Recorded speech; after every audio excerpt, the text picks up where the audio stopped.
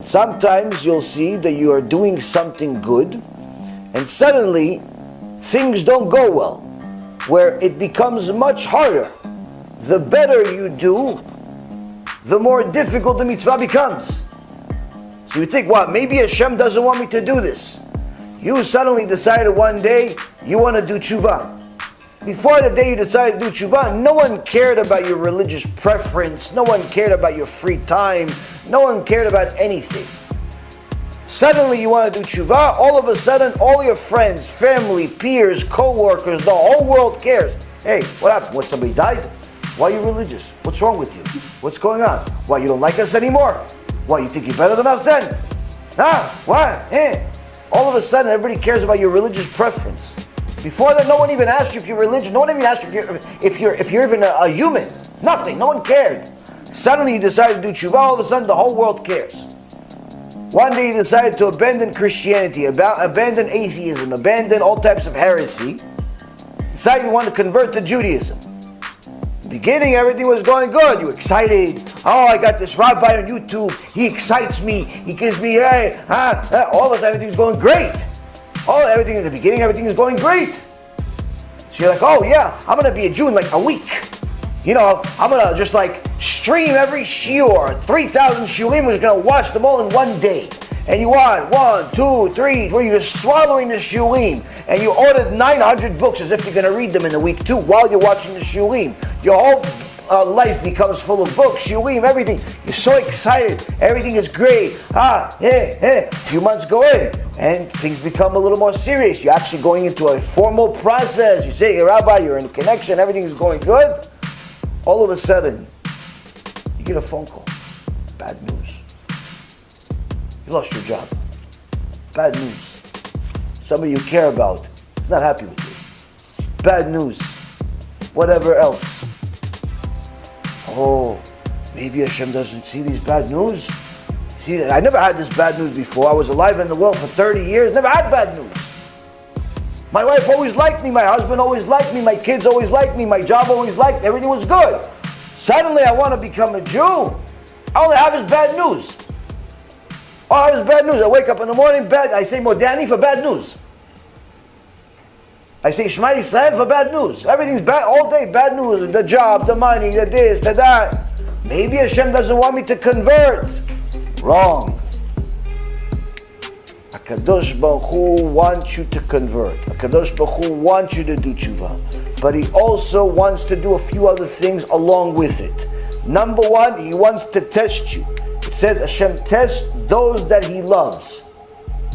He wants to know, are you converting? Are you doing TeShuva because it's easy? It's the trendy thing to do? Or because you love me? What do you want? Do you love HaShem? Oh no, I love HaShem. Well, you love HaShem. Love means it's unconditional. Love means that even if there's bad news, you're still going to do it. In fact, if there's only bad news, you're still going to do it. Just like Job. Job said, even if he were to kill me, I would still serve him. What does it mean, even if he were to kill me to serve him? Meaning, even if I know that this is a mitzvah from the Torah, and by fulfilling this mitzvah, I'm going to die, I'm still going to do it. Why? Because I know it brings nachat to HaShem. This is what He wants in the world. This is the will of HaShem doing this mitzvah. Yeah, but you're going to die in the process. Okay, so done. At least I fulfilled a purpose. At least there was a purpose for my existence in the world. That's what Job did. That's why there's a sefer in the Torah called Sefer Yov, Book of Job.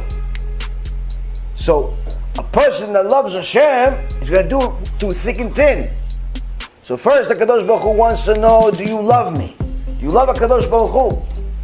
Second, HaKadosh Baruch Hu says, now that I know that you love me, I want to give you the full reward. How? I'll make it a little more difficult. Why? When it was easy, you were going to get a reward, but it was like, okay reward. It was a good reward. but I want to give you a lot more. I want to give you 1,000,000,000 times more. Now, when you're going through the fire, when you're going through the difficulty, you're like, nah, let me just get it easy. I'll just get the easy one. Let me just take the easy choice. When are you going to say, thank you, HaKadosh Baruch Hu, for loving me so much that you made my life a living hell for a little while? When are you going to say it? When you see the reward that you get for it. When you see the reward that you get for overcoming all of the obstacles, all of the difficulties, you see the reward that you got versus what you would have gotten had it been easy. There's such a huge difference between the two. You say, Ribono Shel Olam, thank you for loving me so much that you made my life a living hell for a little while so you could give me more reward. B'Shem Hashem Na'aseh v'Natzliach, we're very excited to offer you the new BeEzrat HaShem app 3.0. It's a newer, faster app full of Torah, lots of Kedusha by the shiurim that we do, myself, Rav Ephraim, Rav Chaim, where you'll have also newer features where you're able to use the app while you're using other applications on your phone. You'll be able to share the lectures directly from the app. You'll be able to donate online and support our Kiruv and our Torah work that we're doing. And the most exciting feature is that you'll be able to actually ask questions directly on the app and get answers from the rabbis directly from the app. This is something unprecedented, and Baruch Hashem will be able to offer it. Thank you again for all of your support. Check it out. Make sure you have the kosher Torah that will re-energize your neshama each and every single day. Call to B'chavatzlacha.